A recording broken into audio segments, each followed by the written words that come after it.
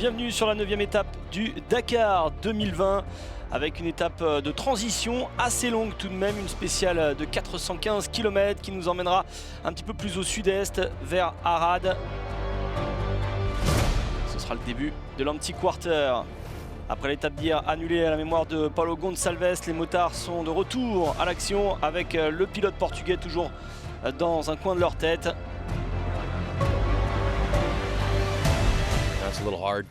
C'est un peu difficile de courir après la tragédie, mais le spectacle doit continuer, comme on dit. Nous devons accepter le fait que ça soit passé.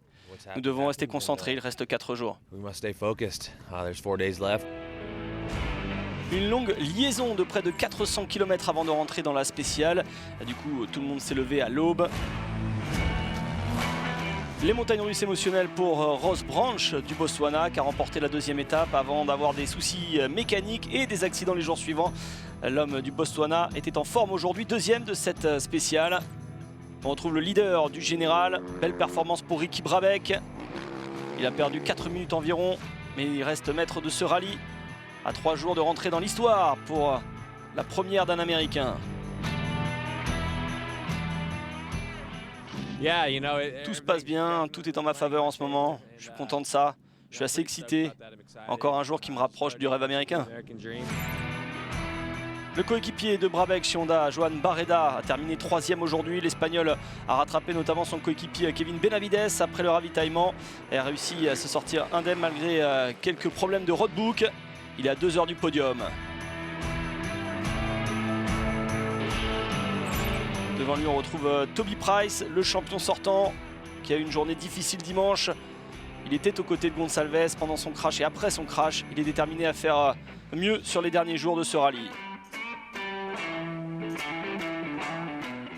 Ouais, c'est un moment assez difficile, notamment quand vous montez sur la moto. On doit se concentrer, surtout quand on est à pleine vitesse. C'était le cas aujourd'hui. La victoire dans cette spéciale pour le Chilien Pablo Quintanilla. Il avait prévu d'attaquer hier avant que l'étape ne soit annulée. Il reste fidèle à sa tactique originale. Sa première victoire cette année et il revient un tout petit peu sur Brabec. C'était un peu difficile de trouver mon rythme au départ, mais je me sentais mieux au fil de la journée. J'ai pu attaquer, finalement je remporte l'étape, je suis content. Et je dédie forcément cette victoire à Paulo.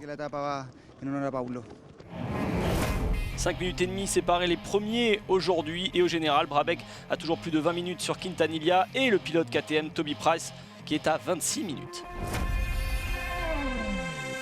Dans la catégorie quad, Ignacio Casale est en tête depuis le premier jour. Il a décroché une 4e victoire d'étape aujourd'hui avec seulement 3 secondes sur Giovanni Enrico. Le Chilien mène avec 45 minutes d'avance. Il est en route pour sa 3e victoire sur le Dakar.